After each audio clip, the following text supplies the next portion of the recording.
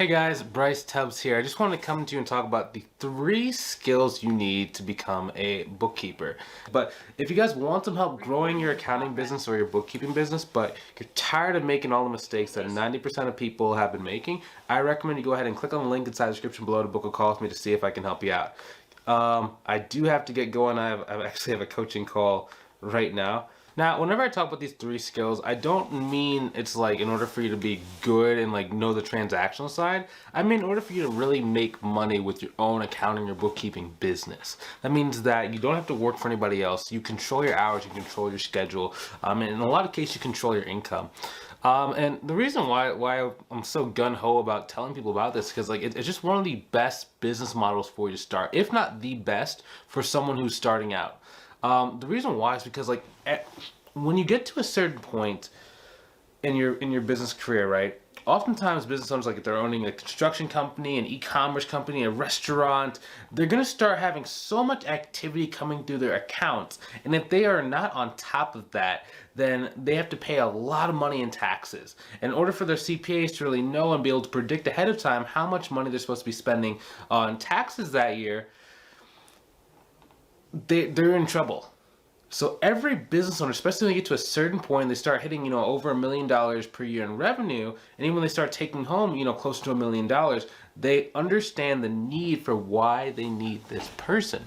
So you don't really have to create this need, and it's more about just really connecting with business owners who are going to give you the proper amount of money and just make sure that you know exactly what to charge so you can start really hitting your goal. And I mean, the reason why it's important, like for example, I was just cut off a coaching call with one of my students named Lori. And Lori, she got started with me it was like the first week in February.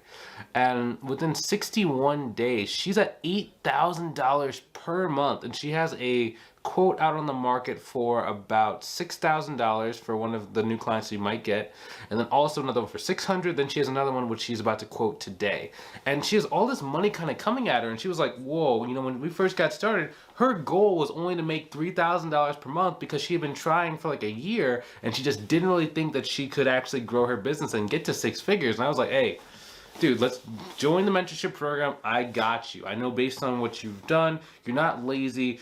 You're trying. You just don't have good pricing. You don't have good marketing, and you're not great at sales. Like you can't close a paper, or you can't close a barn door, is what we used to say in sales."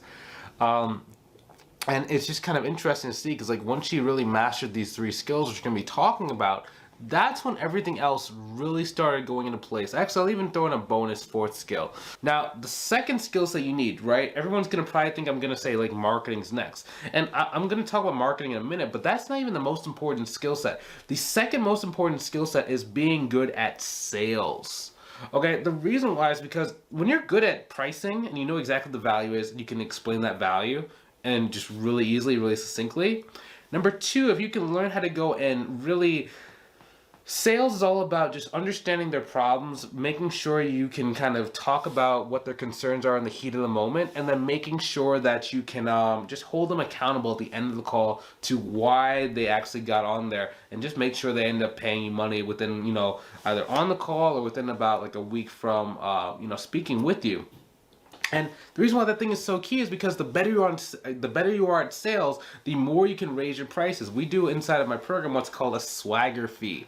Now, a swagger fee is basically when the pricing calculator I give you tells you the price is like, $2,000 a month.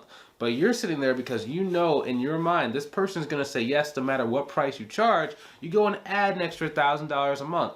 And the reason why is just because you can. It's literally just because you can. I know I'm starting to get a little obnoxious. It was a really good day, and I was talking to one of my students. He bought a firm that was doing about $400,000 per month, and we were able to kind of add some strategic stuff, add a couple of advisory services, and he added anywhere between about, I think it was about $22,000 per month in top line revenue. And they're on track for about $800,000 this year.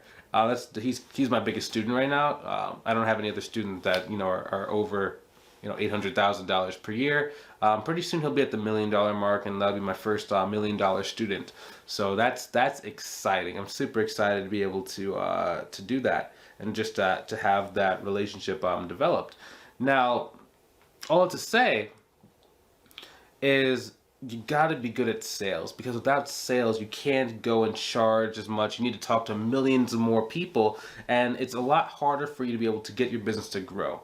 Versus if you're good at sales, you don't really have to worry about how many leads you have. And lead quality isn't even that big of a deal, because you can, if you're good at sales, you can turn a bad lead into a good lead in the span of 45 minutes just by knowing how to communicate with them and knowing that, you know, what to say to get them to see the value that you're already really good at succinctly talking about and providing. And that's sales, okay? So if that's you, I'll see you on the call. If you're not quite ready yet, that's okay too. Keep watching these videos, and I'll see you in the future. Have a good one.